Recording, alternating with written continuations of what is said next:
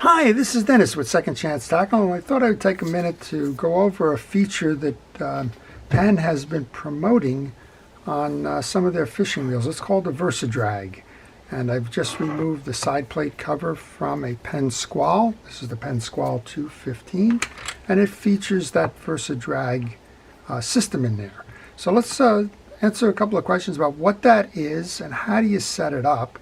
And I find it curious. They're promoting this because it is a flexible way to determine your max drags on reels, and you can actually set it for a low max drag, a medium max drag, or a heavy max drag, all in the sequencing of the washers that are inside the drag.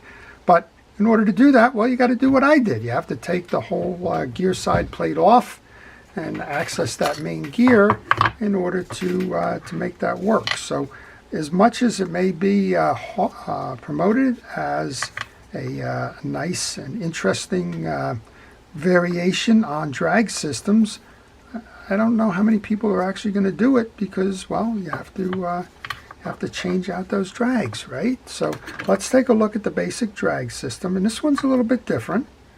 Most of the time you're going to find that the fabric washers in the drag are rounded, and this one is it's got the alternating studs.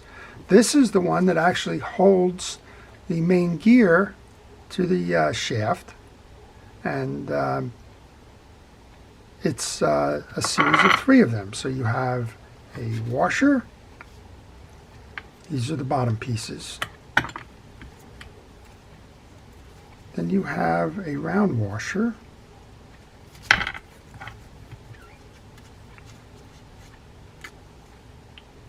This is the one with the collar, that's the bottom one.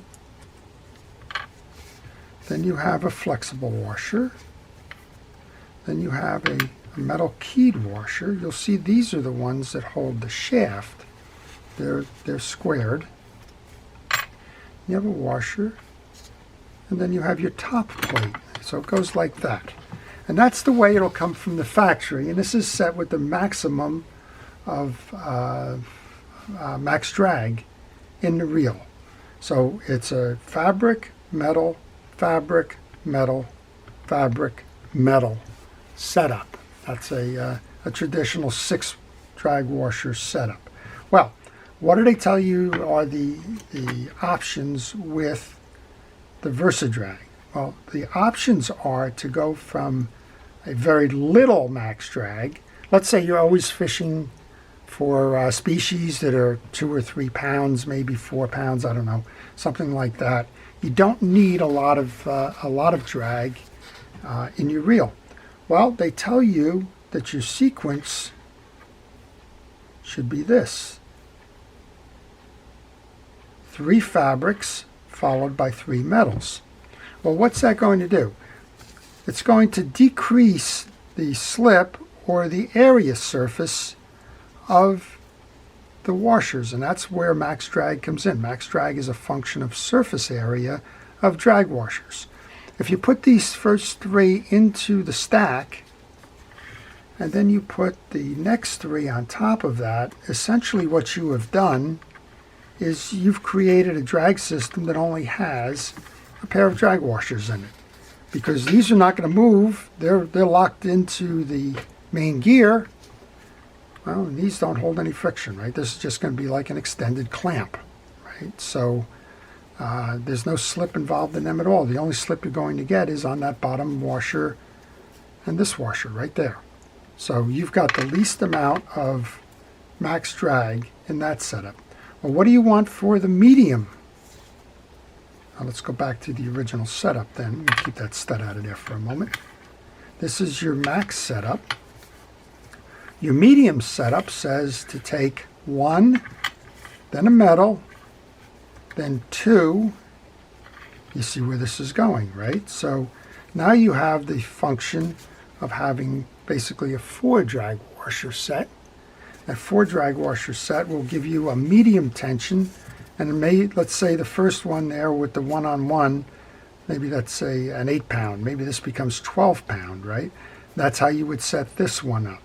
And then finally, if you want the full, and that's the way it comes from the factory, then you alternate the drag washers accordingly, and that's going to give you the max drag area for that reel.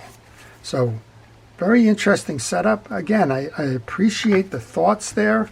So if you're always targeting lower weight species, or maybe not as much of a fighting fish kind of thing, we don't need the drags that much, go with the two setups. That's the 3 stack and the 3 stack. You need that medium one, maybe you're always fishing 4 to 5 pound fish, go with the double set. Need the heavy one, saltwater, trolling, surf casting, go with the heavy. So very interesting concept. I thought I would pass that one along to you. I hope that you enjoy that. Well, this reel's had other issues, and I'm actually doing a video on that one now.